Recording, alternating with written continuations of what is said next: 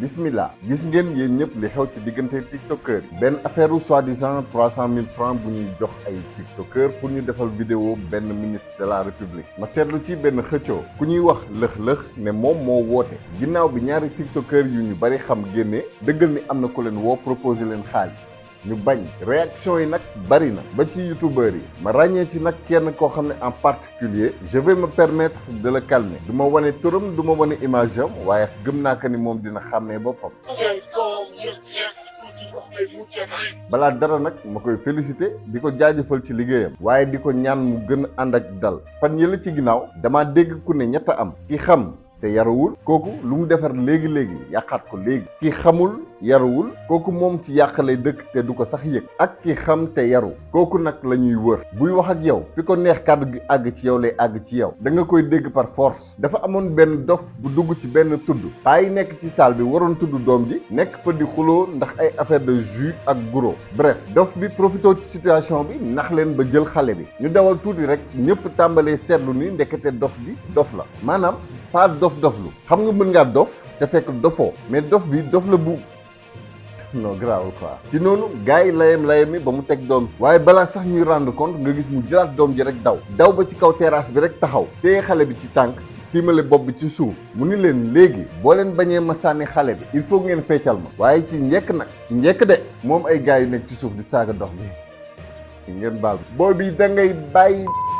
lii du yoon fecc ñun bref ma leen di laaj ndax taxawaay boobu noonu baax na maanaam mise en situation réelle imaginez affaire bi nii waa ji dof la te doful rek yam ci dafa dof bay dofloo ay dof yéen ay yërëm te jamonoy xudaar bref imaginer leen dof max nga xam ni bu bàyyee boobi muy daanu tamit balaa moo àgg suuf moom fàtte na ba nekk ci leneen du ci am benn sentiment am nu muy demee sax yàlla du ko toppee dara kooku ndax xëccoog moom liir bu tooy xepp bu mu tëmbal ko xel la donc conseil bu ma ko sañee jox samay frère mooy soignez la com lii ma leen di wax mën naa bañ a am sens waaye li des ci waar xel moo koy bay maanaam bu doon xare yow soldat bi waroo daw comme dof maye sa bopp entre deux tranchées ennemies daf ci am fu ñuy naan no man's land foofu yenn saay traîner fa mooy prêter le flanc nit war ngaa mën a wax li ngay wax lépp mu leer naññ ci xelu ki koy dégg war ngaa mën a cibler ku la neex ci benn vidéo nga ante ko muy tëdd guddi di dégg sa baat ak pouvoir bu mu mënti am nag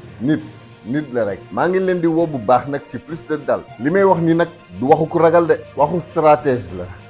j'ai vécu 1000 ans bu leen di waxee xol dee leen di waxee xel taal caméra rek wax kat ndekete yomb na yow benn bët képp ngay waxal waaye ñaata yeneen ñoo koy gis benn nopp képp ngay waxal waaye ñaata yeneen ñoo koy dégg taal caméra rek wax kat yomb na waaye dee leen xalaat lu sori dee leen préparer seeni sortie ku nekk nag say affaire waaye maytu leen di waxee xol koo xam ni yàkkamtiwul lu dul nga taq boo solee lu weex bu ko jiitu ci barigo tiir naaj bi neex na ma jaar man moom li ma jàpp mooy Ibou Dabo ci réew mi la bokk xel mi pan na nag waaye yenn saa yi mu mel ni ku nite man moom d'accord ma ci feccal ko loolu moom kese bu ci desee gëm naa que ni man sama bopp dina ma tëmbal waaye nee na ñaan ak njeek forox loolu la kenn xamul li xale bi war a doon ëllëg kan moo la mën a waatal ni du xale bi moo nar a màgg doon président bi nar a ñëw soppi réew mi laa moom bu dee jàpp rek jàpp na ko moom wax dëgg yàlla da koo ëpp